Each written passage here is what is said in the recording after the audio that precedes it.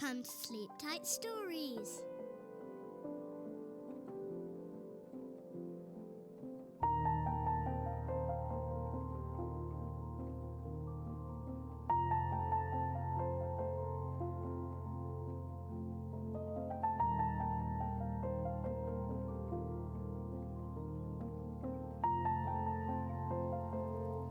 Chapter 10.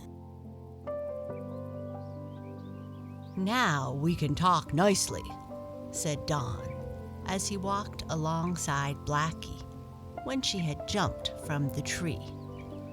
"Come over here in the shade and I'll tell you about my adventures." "I've had some adventures too," spoke the cat.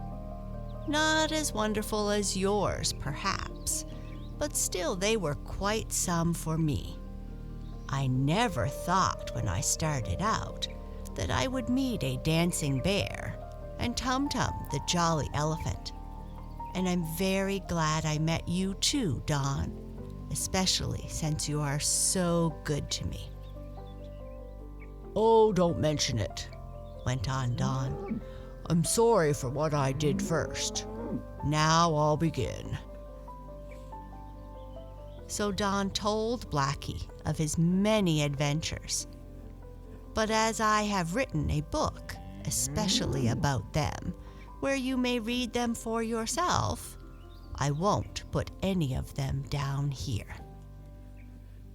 "My, you had a perfectly wonderful time," exclaimed Blackie when Don was finished. "Tell me about yourself now," invited the big dog, and Blackie did. She told how she had gone wandering off so that she might learn to become a fine fence jumper. How she had gotten on the roof of the house, how good Mrs. Thompson had taken care of her and brought her to the country, and how finally she had gotten lost. "And I am lost yet," went on the black cat. "I don't know where to go or what to do, Don. I thought I would find a place in this house to stay, but you tell me they don't like cats." "They don't," Don said. "At least they never kept a cat where I live now, and I am sure that shows they do not like them. For if they kept one, I would be friendly with her and not chase her as I did you. But for now, I'm not going to chase cats. I never knew before how nice they could be. I thought they always scratched and bit. And many a time I've had cats crook up their backs at me, make their tails big, and hiss like a snake." "That is our way of scaring dogs," said Blackie.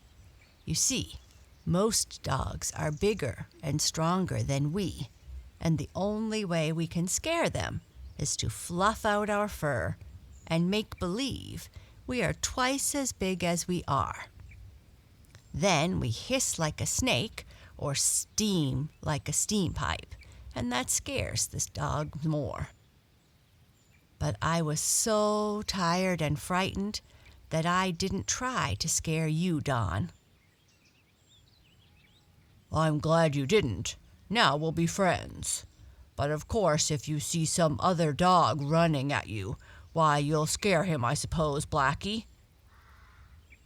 "Yes, I guess I will," answered the black cat, sort of smiling.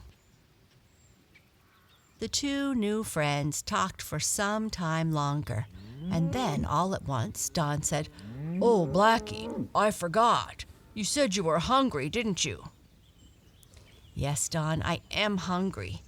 But you say they don't like cats in your house, so I don't see how I am going to get anything to eat there." "Oh, don't you worry about that," said Don with a laugh. "I'll fix that, all right. Just you leave it to me. Now I'll tell you what you'll do. They feed me plenty well at this house, for they like me. They bring out nice bones and bits of meat, bread with gravy on it, and, oh, don't talk about it," spoke Blackie quickly. "It makes me hungry to hear about all those good things." "Well, you'll be having some soon," said the dog, "for they'll be bringing out my dinner directly. I think it will be chicken today." "Oh, my, chicken," meowed Blackie, putting out her red tongue. "How good that sounds." "It will taste good, too," said Don. "How do you know you will have chicken?" asked the black cat. "Well, I always have the same thing the family has for dinner," Don said, "and I know they are going to have chicken today, for I saw the butcher bringing some. The butcher's boy always sets his basket down on the back step when he rings the bell, and I can look in it." "Do you ever take anything out?" asked Blackie, sort of smiling. "I did once when I was a little puppy," Don said, "but I knew no better. I was whipped for it, so I never did it again. But now I'll tell you what to do, so you will have a good dinner." "And will you have one too?" asked Blackie. "Oh, yes, indeed. Don't you worry about me. Now, you go and hide in my house, and when they bring me out my dinner, I'll give you all you want." "Will there be enough for both of us?" asked Blackie. "Oh, yes, they bring me plenty of dinner. Look out, here they come with it now. Into the house with you." Blackie looked and saw, coming down the back stoop, a cook. In her hand she carried a dish, and even as she ran into the dog's house, Blackie could smell that it held something good. "I believe it is chicken," thought the black cat. "Oh, how nice!" Don stood in front of his house as Blackie ran inside. Along came the cook. "Here's your dinner, Don," said the cook. "I brought you plenty this time 'cause I thought you'd be hungry. And I thought I saw a cat round here a while ago, but I guess maybe I was mistaken, because you wouldn't let a cat stay in your yard, would you, Don?" Don barked and wagged his tail. Just what he said to the cook, she, of course, did not know, for she could not understand Don's language. But Don was sort of laughing to himself. There was a cat in his house all the time, and the cook did not know it. "Here's your dinner now, Don. Eat it," she continued. "I'll get you some fresh water, too." And when she had set down the dish of chicken, which was left over from the family dinner, and had given Don some fresh water, the cook went back in the house. "Are you there, Blackie?" asked Don in a dog whisper. "Yes, I'm here," answered the cat from inside the house.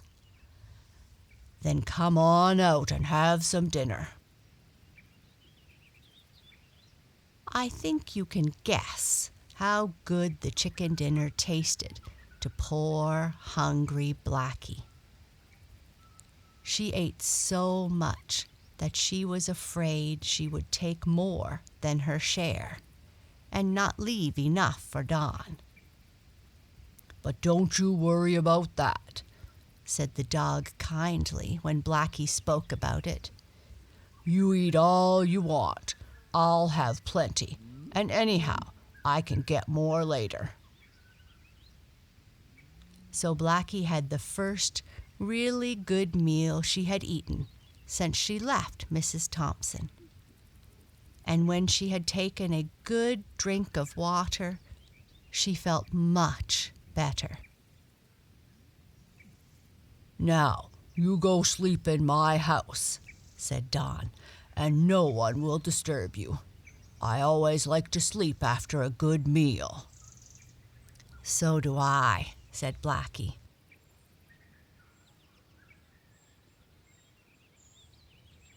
For several days, Blackie lived with Don in his house, keeping out of sight of the people in the house.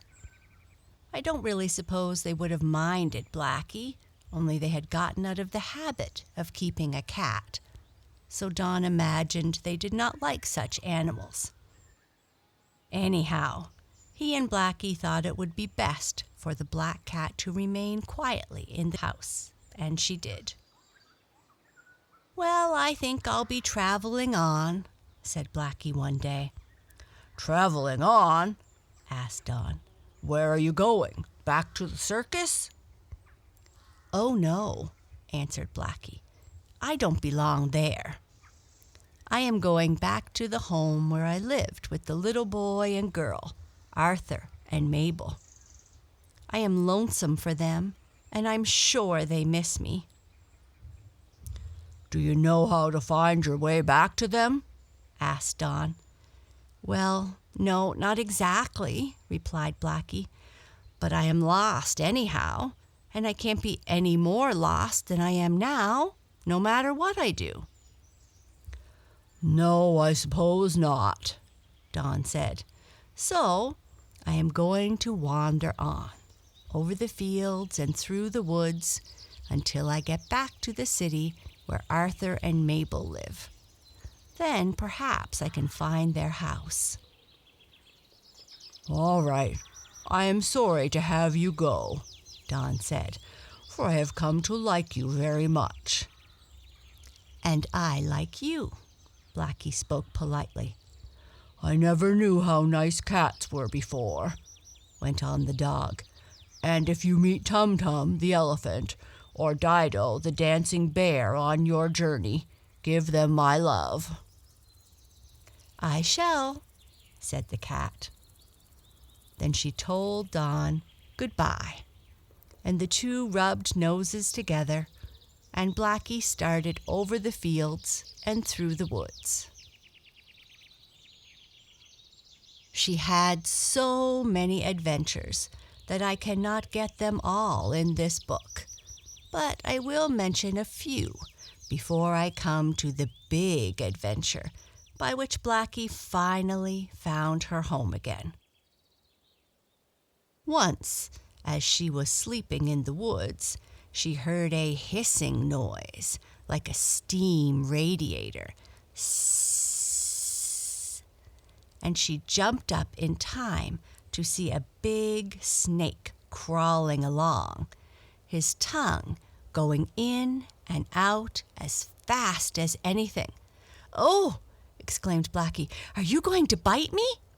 "No, indeed," answered the snake. "I don't bite cats unless they scratch me, and you haven't done that. I am on my way to find a hen's nest." "Are you going to bite a chicken?" asked Blackie. "No, but I am going to eat some of her eggs." And away crawled the snake. "I'm glad I am not an egg," thought Blackie. Another time, Blackie had a nice adventure.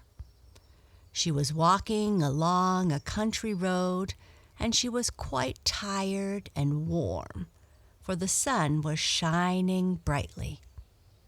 Blackie was hungry, too. All at once, she heard a horn blow. Toot, toot, toot. "Ha! I wonder if that can be Dido, the dancing bear," thought Blackie. "He told me when he went around doing his tricks, his master blew on a horn. Perhaps Dido has come out of the circus and is going around dancing as he did at first." But Blackie soon saw that it was not Dido's horn that was being blown. The sound came from a man who was riding on a wagon, and from the wagon came a nice smell of fresh fish. "Oh, how hungry I am," thought Blackie. "How I wish I had a piece of fish." And what do you think happened? Why, when the wagon came up to Blackie, the man on it stopped tooting his horn and said, "Hello, kitty. Would you like a nice fish head?"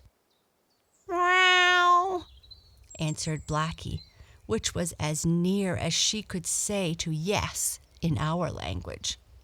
"Here you are," the man said, and he tossed out onto the grass a nice fish head, which cats like almost better than anything else. "Meow, meow," said Blackie, which was her way of saying thank you. Then she ate the fish head, while the kind man drove on, blowing his horn. Toot, toot, toot, toot, toot. That meant he had fish to sell. For several days, Blackie traveled on, eating as best she could and getting water to drink at wayside brooks. But she could not seem to find her home, where Arthur and Mabel lived. One day, Blackie was going along a street where it was nice and quiet. She looked up at the houses, wondering if she could go up to one of them and beg for something to eat or some milk to drink. All at once, Blackie heard a dog barking, and she saw one run down off the step at her. He was only a small dog, and instead of running away, as she might have done, Blackie thought to herself, "Here is where I scare that dog. I'm going to crook up my back, puff out my tail, and hiss like a snake. I'll see what he does then." As soon as the dog got close to her, up went Blackie's back until it looked like a hill of black fur. Her tail grew twice as large as it usually was, for she made the fur stick out straight, and oh, how she hissed! Howled the dog, and he stood still and barked hard at Blackie, but did not come near enough to bite her. Hiss, hiss, went the black cat. Howled the dog, and then he was so frightened that he turned around and ran up the steps.